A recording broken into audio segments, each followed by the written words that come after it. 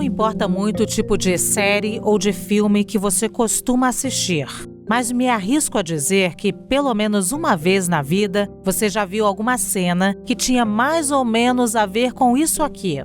Eu logo descobri que tentar tirar uma revista Playboy da mão de um garoto é igual a tentar arrancar os dentes de ouro de um rapper. Não é à toa que a descoberta da pornografia pelos meninos, com toda essa atmosfera de deslumbramento, foi parar na ficção. Isso reflete muito como, do lado de cada tela, na vida real, esse movimento virou quase um marco. E eu não tô generalizando casos pontuais, não. O que não faltam por aí são estatísticas indicando que o primeiro contato dos meninos com a pornografia acontece por volta dos 10 anos. Isso nas estimativas mais conservadoras. Tem pesquisador dizendo que com o acesso cada vez mais fácil à internet, essa idade já está em torno dos 9 anos. É por isso que o Gregory Azevedo, de 27 anos, se considera um ponto fora da curva. A pornografia entrou bem tarde na vida dele, quando ele já tinha de 19 para 20 anos. E não foi só nesse ponto que a relação do Gregory com a pornografia se difere da trajetória de muitos homens, não. Ele também acabou descobrindo mais cedo do que a média que aquele universo incrível, cheio de fantasias e que deixa os garotos maravilhados com tantas possibilidades, bem, aquele universo não era real. Eu acho que o momento de virada de chave para mim foi quando eu estava nesse relacionamento e eu percebi que eu não estava mais conseguindo chegar à ereção durante a relação sexual se não fosse com a pornografia, né? Então, para mim, isso foi um ponto, assim, de eu pensar, eu devo estar ficando maluco porque eu tô com uma mulher na minha cama e eu não consigo ter uma ereção, só consigo se for com um vídeo pornô. E aí isso, no momento da relação, acabou vindo até, entre aspas, a ser uma opção, né, da gente ali ver o conteúdo pornográfico junto, mas ainda assim na minha cabeça ficou esse problema batendo, que tinha um problema ali, né, que tinha alguma questão. E tinha mesmo. É por isso que o Gregory decidiu repensar a relação dele com a pornografia. E mais do que isso, chamou outras pessoas para pensarem sobre isso com ele, já que começou a publicar uma série de conteúdos sobre o assunto nas redes sociais. As redes sociais trazem muito conteúdo de mulher de maneira sexualizada, porque o algoritmo entendeu que você gosta dessa forma de conteúdo. Então o ideal é você reprogramar o algoritmo, curtindo outras coisas, buscando outras formas de conteúdo. Ao longo deste episódio, você vai escutar a história do Gregory com a pornografia e também vai descobrir que ele não está sozinho nessa, não. Outros homens, como o Cláudio, também decidiram mudar de rota. É uma escola que só desensina, sabe assim? O cara depois tem que desaprender tudo para começar do zero. E não é tão fácil assim, porque a tua libido, a tua sexualidade fica viciada naquilo. Eu sou Luciana Barreto e neste episódio do Entre Vozes, eu te convido a fazer como o Cláudio e o Gregory. Que tal sair do automático e repensar o lugar da pornografia na sua vida?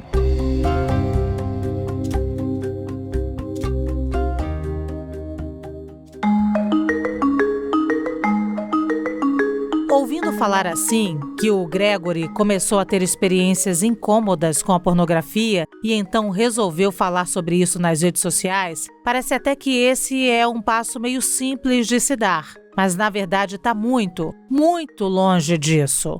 Quando percebeu que tinha alguma coisa errada, o Gregory não foi conversar com o pai ou com um amigo para pedir conselho. Eu nunca tinha visto alguém falando sobre, então eu fui pesquisar sobre, né? Eu tenho um conhecimento, assim, um pouco básico sobre essas questões de corpo humano e tudo mais, até por ter sido atleta por muito tempo da minha vida. Então, quando eu vi isso, eu percebi que, peraí, tem um problema, tem alguma coisa errada aqui, né? Uma questão externa está afetando o interno, então a gente está com algum problema.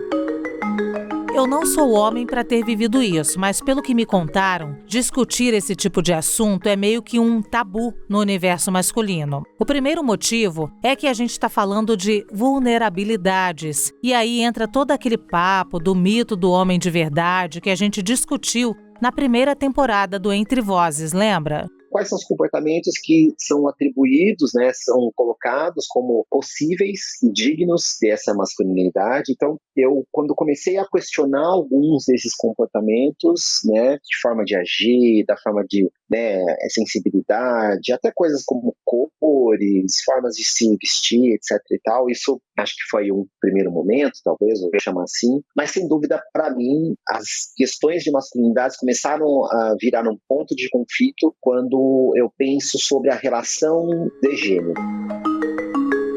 Mas nesse caso, tem um outro fator que complica ainda mais as coisas. A nossa sociedade não é lá muito aberta a discutir sexualidade, pelo menos não de um jeito sério e preparado. Lembra quando eu disse que a idade média com que os meninos começam a consumir pornografia é entre 10 e 11 anos? Nessa idade, a maioria esmagadora deles não teve qualquer contato com esse assunto. É só a gente olhar para o lado que foi o debate sobre educação sexual no Brasil para entender o tamanho desse problema. Um ano de conversa, isso não nasceu no insight, numa loucura de uma ministra fundamentalista, radical, moralista. Não, um ano conversando. Um ano conversando porque a gente precisava e a gente precisa mudar os números que estão postos. E nós buscamos inúmeras propostas. Nós conversamos com todo mundo. Nós conversamos com especialistas, conversamos com pais, conversamos com adolescentes. Nós conversamos e nós tivemos a coragem de dizer, nós vamos falar sobre retardar o início da relação sexual. Na ausência desse debate em todos os espaços, a pornografia acaba sendo ela mesma uma espécie de escola que ensina aos meninos o que esperar e o que fazer ou não no sexo. A consequência disso é que esses garotos de 10 ou 11 anos vão se tornando homens que acreditam piamente que é possível levar aquelas práticas sexuais dos filmes e vídeos pornográficos para a realidade.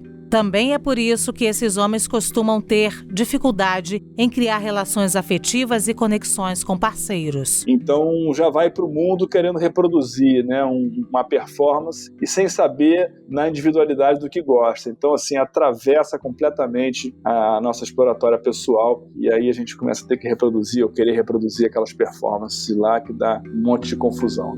Esse é o Cláudio Serva, fundador de uma iniciativa chamada Prazer Ele. Segundo Cláudio, o Prazer Ele tem uma missão muito bem definida: criar espaços de conversa e de acolhimento para a desconstrução do machismo. O Prazer Ele tem esse recorte de falar das masculinidades, mas também falar de sexualidade positiva. E nisso está incluído certamente o recorte da pornografia. Assim como aconteceu com o Gregory, a vida sexual do Cláudio também foi atravessada por um consumo não muito saudável de pornografia. E quando o Cláudio começou a contar os efeitos daquilo na vida dele, mesmo que ele e o Gregory fossem completamente diferentes, um mais velho e outro mais jovem, um branco, outro negro, tinham ali alguns pontos de contato. Quando eu vi, eu estava bebendo demais, traindo a minha ex-companheira, indo pra puteiro, sabe assim, transando mal, tendo ejaculação precoce, e eu falei, mano, eu vou morrer. Pelo relato do Cláudio e do Gregory, dá para perceber que esse impacto no desempenho sexual é um ponto de virada bem importante para que os homens comecem a questionar o consumo de pornografia.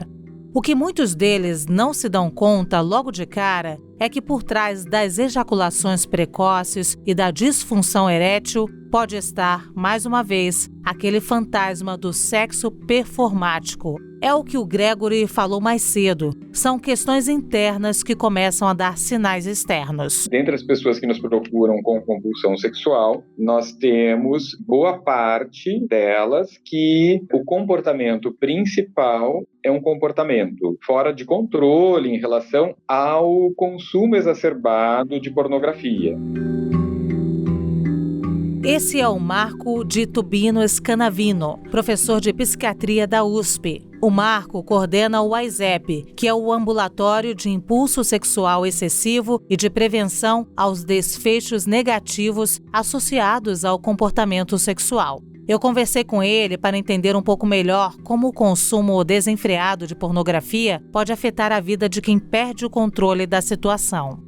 Primeiro, ele me explicou que quando o assunto são esses efeitos físicos, como a disfunção erétil, a pornografia pode funcionar mais como um ciclo. Os problemas se retroalimentam. Aí a gente pode pensar de duas formas, né? Existem alguns fatores que são muito próximos deste comportamento de consumo à pornografia. Então, se você, por exemplo, tem disfunção sexual, quer dizer, disfunção erétil, dificuldade para conseguir ter ou manter a ereção para um ato sexual, se engajar numa atividade sexual, com parceiro ou parceira. Se você, por exemplo, tem ejaculação precoce, a ejaculação precoce é muito associada a dificuldades de ansiedade. Então, imagina que essa pessoa, talvez ela tenha uma ansiedade maior ainda quando ela for para um encontro sexual, certo? Principalmente se for um encontro com uma pessoa nova, um parceiro ou parceira novo, né? O que pode acontecer? Ela pode começar a se afastar dessas situações em detrimento da pornografia, porque a pornografia não envolve ansiedade, é totalmente controlável, você escolhe o estímulo sexual que você deseja. Esses fatores, eles podem favorecer que a pessoa comece a escolher esse comportamento da pornografia, e isso talvez também ajude a que esse comportamento se perpetue.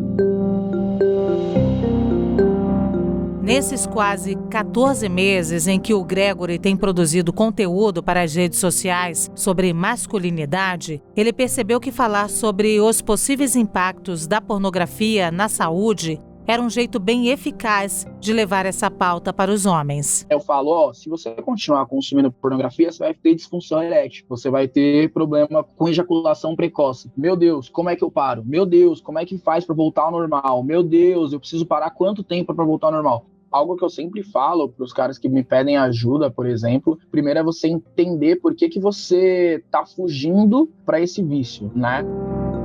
Você não escutou errado, não. O Gregory disse mesmo a palavra vício. Ele, assim como o Cláudio, acredita que é possível sim se viciar em pornografia, e tem um monte de pesquisadores por aí que concordaria com eles. Mas esse não é exatamente um consenso. Em termos estritamente técnicos, a OMS reconhece que é possível desenvolver uma compulsão por pornografia, mas não necessariamente um vício. O professor Marco Tubino é do time dos que acham que essa diferenciação entre compulsão e vício não faz tanta diferença assim para quem está passando pelo problema na pele. Qual que é a diferença entre a compulsão e a dependência, que popularmente a gente chama de vício? A compulsão é um comportamento repetitivo que ele é alimentado por ansiedade, angústia, desconfortos, e a pessoa vai fazendo e ativando esse comportamento constantemente, porque quando ela o ativa, ela sente que ela tem um alívio dessa ansiedade. A dependência, chamada popularmente de vício, ela engloba a compulsão. A pessoa que tem um vício, ela tem um comportamento compulsivo, mas ela tem um pouquinho além disso.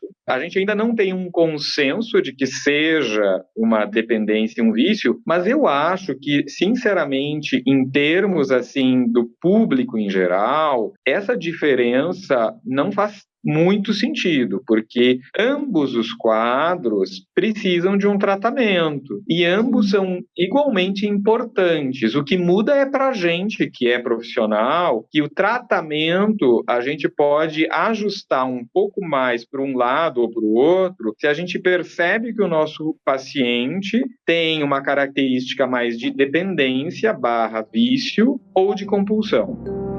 E tem mais.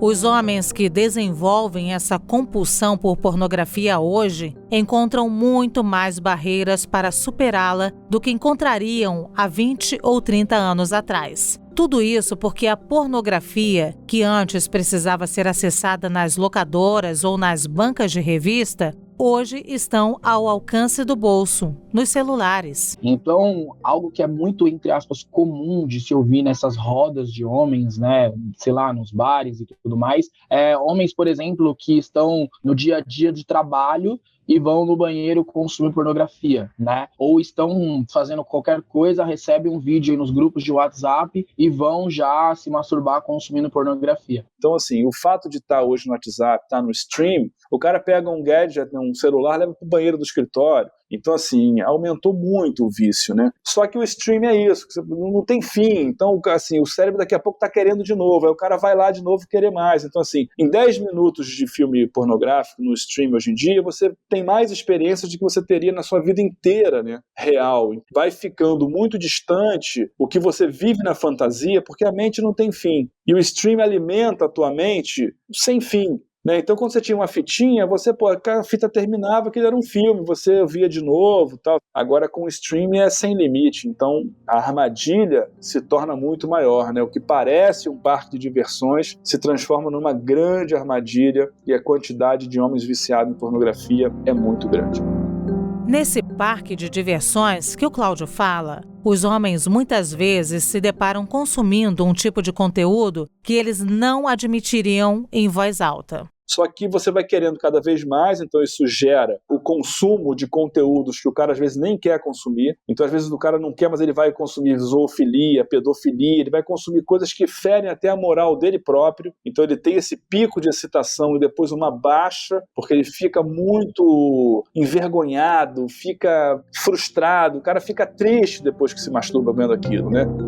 O Marco Tubino me explicou que essa dessensibilização que o Cláudio descreveu é, na verdade, bem típica dos vícios. É quando determinado comportamento vira um hábito e a pessoa dependente passa a se organizar para inserir aquilo na rotina dela. Acontece que, com o tempo, esse comportamento vai gerando menos e menos satisfação. Então, o dependente acaba aumentando o tempo de consumo e até recorrendo a substâncias, ou, nesse caso, conteúdos mais fortes. Com o tempo, a pessoa pode passar a assistir materiais mais pesados, com comportamentos que socialmente não são convencionalmente aceitos. E quando a pessoa tenta parar, ela sente algo como uma abstinência, como se fosse uma dependência ao álcool, por exemplo. Então a pessoa se sente mal, ela psiquicamente, fisicamente, ela sente que alguma coisa está faltando, e quando ela volta a ativar aquele comportamento, aquilo passa de novo.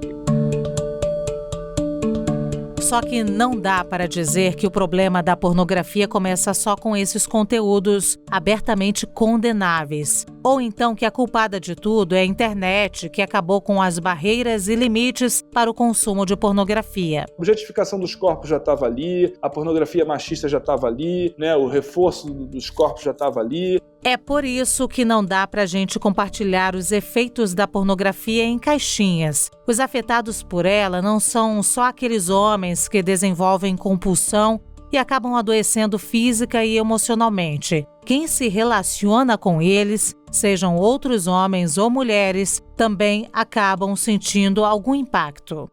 Olha, Luciana, assim, a pornografia ela é um grande reforço das mazelas sociais e estruturantes da nossa sociedade. Então, assim, ela é um grande reforço da objetificação da mulher. A gente tem esse recorte, a gente está falando aqui da pornografia mainstream, né? Pornografia que é feita por homens para homens. Então, essa pornografia trata a mulher como um objeto. Essa pornografia também ela é construída por homens brancos. Então, tudo que não é branco é tratado como exótico, é tratado como, né, hipersexualizado. Todos os problemas que a gente tem sociais, né, a hipersexualização do homem negro, né, a objetificação das mulheres, a não inclusão, e tudo isso é muito reforçado com as referências pornográficas. Ou seja, a pornografia não cria só uma performance ideal para os homens, mas também diz como o parceiro, especialmente as mulheres, precisam responder a isso. Durante a pesquisa desse episódio, a gente esbarrou com um site chamado Recuse a Clicar, que propõe a prevenção e o combate aos danos da pornografia. Várias leitoras deixaram relatos por lá contando como o consumo de pornografia por parceiros tinha afetado também a vida delas. Mulheres que desenvolveram problemas de autoestima por não responderem àqueles ideais impostos pela pornografia ou que passaram até por situações de violência. Isso sem falar daquelas mulheres que estão diretamente envolvidas na indústria pornográfica. A Fundação Treasures, que dá suporte a sobreviventes do tráfico sexual, fez um levantamento reunindo várias publicações e pesquisas sobre esse assunto. Uma das conclusões é que cerca de 70% das mulheres que são traficadas no mundo vão parar na indústria do sexo, o que também inclui a pornografia. Muitas delas forçadas à prostituição, são filmadas pelos traficantes que depois as anunciam como estrelas de filmes adultos. Não é à toa que tem muita mulher puxando esse movimento contra a pornografia. Só que enquanto a gente ainda vive numa situação em que os homens escutam muito mais outros homens, o trabalho do Cláudio e do Gregory continuam sendo essenciais. Eu acredito que, como eu tive esses problemas, eu pensei, bom, eu acredito que outros caras também têm esse problema. E à medida que eu comecei a falar, começou a aparecer outros caras, e aí comecei a enxergar outros problemas. Então, eu acho que eu comecei a falar porque eu comecei a enxergar as coisas que eu tive problemas, sabe? Eu acho que tudo começou em mim e até hoje tem se seguido assim, né? Com exceção da questão da pornografia, que eu já não consumo há tanto tempo, as questões que eu falo sobre masculinidade são questões que eu tive problemas, seja num relacionamento, seja em alguma outra questão, né, relacionada à masculinidade, e eu trouxe isso para uma discussão. E aí a gente percebe o quanto isso afeta os homens de maneira geral, porque outros aparecem concordando e falando que também passaram pelo mesmo problema e que nunca tinham parado para pensar dessa forma. A gente enxerga que esse universo masculino ainda não tem esse olhar para a sociedade, o que é mais um problema, né? Eles não conseguem enxergar. Então, por exemplo, quando eu produzo algum conteúdo falando dessa questão da criminalidade que envolve na pornografia, existem muitos que falam ainda, tá, e daí? Né? Você vê que esse olhar ainda, a gente não tem esse olhar voltado para a sociedade em si. Né? E eu acredito que isso é um grande problema porque os caras enxergam isso como um olhar para as mulheres, né? Muitos homens vêm falar comigo, por que você se tornou um defensor das mulheres? Não, cara, eu não tô defendendo mulheres, eu tô vendo o problema que a gente tem na sociedade, entende? O homem branco que está no poder aí, ele não se preocupa muito, né, em fazer reflexão. Então, eu acredito muito que as sementes, né, a conversa, o diálogo, os espaços de conversa, eles vão fazendo fichas caírem, né, e a transformação vai acontecendo. Eu já vi na realidade isso acontecendo com vários homens. Então, mas é um trabalho de formiguinha, né, até que a gente consiga ter, de fato, massa crítica de homens com um pensamento diferente, com um pensamento novo. A mudança de rota para o Cláudio e para o Gregory veio quando eles começaram a ter consciência de si mesmo, quando começaram a refletir sobre o assunto. E aí, no momento que eu fiz uma meditação, que no Prazerelha eu incluo trabalhos de respiração, de meditação, de ganho de consciência, porque o homem precisa ter consciência para lidar com o machismo, para lidar com o racismo, para lidar com a sexualidade, porque a gente vira verdadeiros consumidores de mulheres, né? Então, para você não entrar nessa, você tem que ter consciência. Então, assim, numa dessa busca, eu fiz um processo de respiração e nesse processo eu me conectei comigo de volta, chorei muito e falei, cara, eu preciso mudar isso aqui tudo, eu peguei algum caminho errado aí. E essa consciência envolve também quebrar o silêncio. E essa discussão precisa sim estar nas rodas de conversa, nos grupos de WhatsApp, precisam sim homens parar para falar dos seus sentimentos na roda de bar, porque os dados estão aí e não mentem, né? Os homens têm problemas com violência, têm problemas com suicídio, têm problemas com homicídio, têm problemas com dependência química e tudo isso gira em torno desse problema que a gente tem em falar um com os outros e falar dos nossos problemas. No caso de vícios e dependências, como pode se tornar a pornografia, a ajuda de profissionais também acaba sendo essencial. Os vícios, como me explicou o professor Marco, e o próprio Gregory fala em vários vídeos, têm como pano de fundo muitas questões complexas e que precisam ser tratadas. Não preciso nem dizer como a pandemia complicou ainda mais o cenário, né? Neste momento, existe, vamos dizer, uma situação mais favorável a isso e por isso a gente precisa estar, vamos dizer, mais disponível, nós profissionais da saúde, em termos de ajudar essas pessoas, de elas nos procurarem, de divulgar essa informação para aquelas pessoas onde isso se torne problemático. Antes de encerrar esse episódio, eu queria deixar um desafio para você, ouvinte, especialmente se você for um homem. Eu quero que você pergunte para algum amigo ou parente, um outro homem do seu círculo mais próximo, por que ele consome pornografia. Quando você pergunta para um cara, por que você consome pornografia? Ah, é coisa de homem. Tá, mas como assim é coisa de homem? Né? Por que você consome? Ah, é coisa de homem. Mas você não sabe me dizer por que você consome? Você não consegue definir o porquê que você consome? Então você vê que a gente simplesmente segue repetindo comportamentos que a gente nem sabe o porquê que faz e o como faz. Esse episódio do Entre Vozes fica por aqui. Até a semana que vem.